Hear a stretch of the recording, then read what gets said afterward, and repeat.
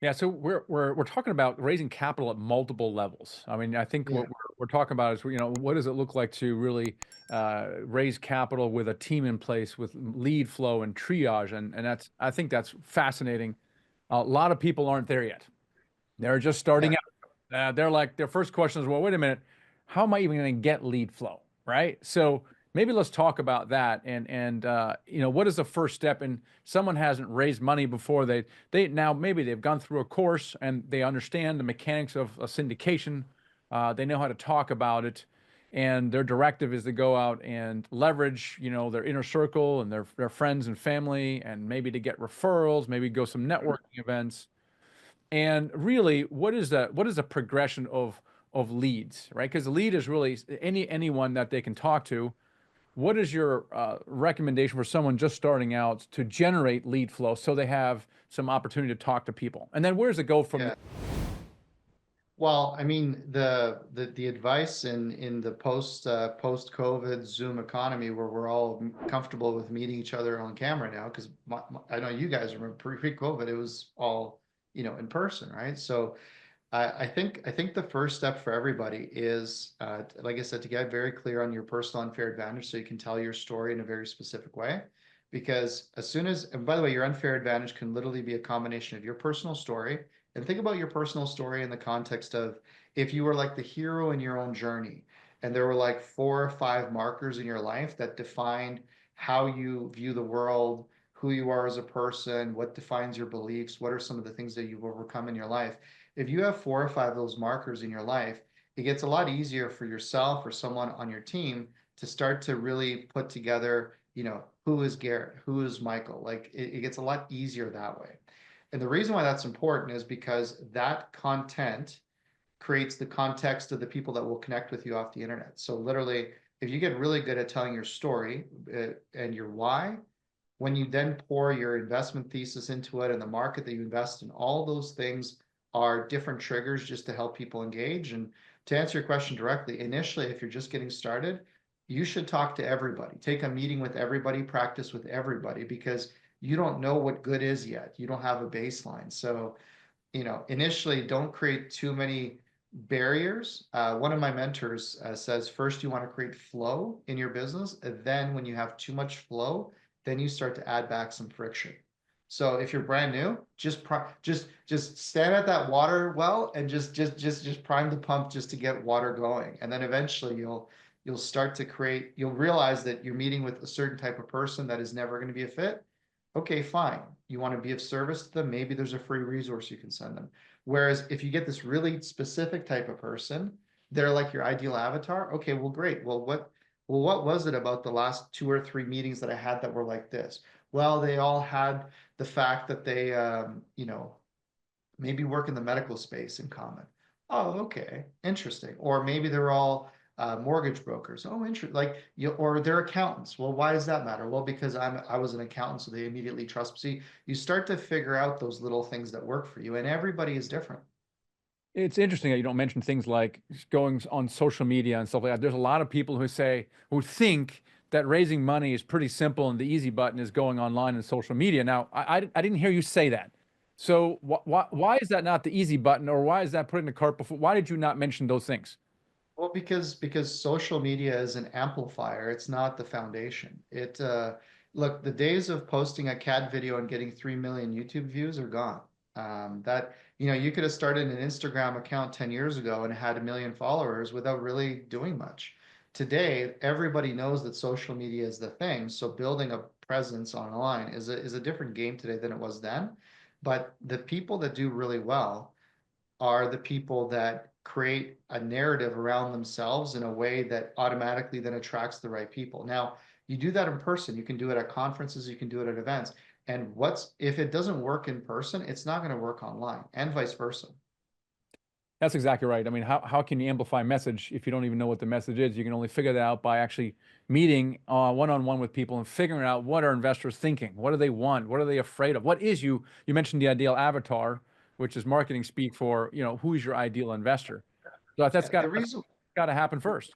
Yeah, well, the reason you guys are successful and the reason why you guys have grown your equity business and your coach, everything is because you're on the street. You have the one-on-one, toe-to-toe conversations with the syndicators, the investors, the LPs, the GPs. Like, you know what it is. So when you do a social media thing, it's in the context of, you know, that that's going to appeal to your ideal client, right? So that's, you've done that market research already. So let's talk about scaling that a little bit. Okay. So you can raise $500,000, $1 million, one-on-one with in-person Zoom meetings Sure. all day long. And in fact, you should. Now, if you want to 10x that and you want to raise upwards of $10 million, you do have to bring the conversation online. What have you seen work there? What is required to be successful as you're generating lead flow? We talked about lead flow. What are the mechanics for generating leads, capturing leads, nurturing leads? But then also there's got to be someone on the phones. We talked about that earlier. So what is that entire infrastructure that people who want to scale need to start thinking about? Yeah. So as a starting point on first principles basis, the first thing that has to happen is you have to be perceived as a high status person, because no one will invest with you if they don't see you at or above their level. If think about the last time you gave money to somebody that, you know, you didn't see at your level, you probably thought it was more like a favor, or even worse, like charity, right? So when you're raising capital, you have to be perceived as high status, period, end of story.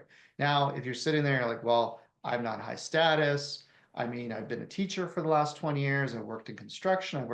Well, that's BS. Everybody can be positioned as a high status authority, but within your specific niche. So for example, for me, I have a good reputation in PE and capital raising. If you put me in a room of business valuators, that's not my niche. I'm there to learn. I am a student. I am not the teacher in that context. So in that room, I have very little status.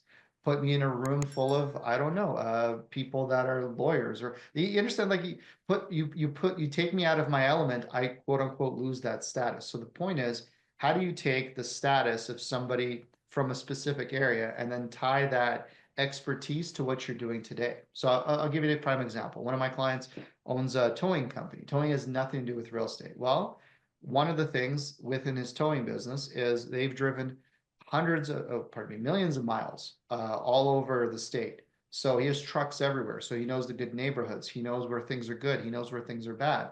Based on where all the issues are, they understand that those are better markets than others. So the fact that he's got his towing company, they're out bird dogging deals, that now is an unfair advantage within his business and his ability to get deals. He knows all the trades, he knows all the guys. That all of a sudden, taking that, putting it into real estate, puts him in an authority position, and therefore gives him status when he's out in the marketplace. So that's the first thing before you actually go try LinkedIn or Instagram or TikTok or any of this stuff. It's all, those are all amplifiers of either a good message or a message that's going to fall flat. But if you can't get your message to resonate one to one, or even in a small setting where you can tell that people are truly like nodding, engaging, and you can tell they're like, oh, I understand why Garrett does this now because of this. Like, until they have that, like that logical sequence in their mind clear, it doesn't matter how much money you pour into conferences, seminars, advertising, none of it will work until people are until you can be clear on why you're the right person in that role doing the thing that you're doing. That's the first thing. Yeah, so the first thing is you have to have status. So if I'm, for example, a medical doctor and I get into syndications, I figure syndications out and I do a syndication, I immediately have status in real estate with other doctors. So other doctors will be more inclined to invest with me because they resonate with my story, and I figured something else that no one else does. So it's Yeah. not hard to get status. What else if I want to generate lead flow or I want to start getting into marketing more in social media? What should I consider next? Yeah. So once you've established your status and your position in the marketplace, so people will actually listen to you. Because think about how many times you scroll through and you're like, I'm not listening to her, I'm not listening to him, I'm not listening to him. Like they may have good messaging, but you don't perceive them as an authority. So it doesn't matter. So that first 2 or 3 seconds on your phone, on the TV, on a computer, whatever it is establishing authority and status. Once that's established, the next piece, and this is fundamentally different between capital raising and almost every other sale out there, is the best capital raisers are the best educators. So can you take what you do and explain it in such a way where people are like, I totally get it. Prime example, rather than talking about cap rates and valuations, why not say, hey, so why do I love real estate? Well, it's simple. For every $1 that I create in value, adds $20 to the purchase price of the asset. Like that's tangible, that's a 5 cap, right? That's what a 5 cap is, right? But that's a simpler way of saying for every $1 I add, it creates $20 in value. It's not like, oh, we're gonna compress the cap rate from like it, nobody understands these things. So step one, status. Step two is be able to very simply explain what you're doing.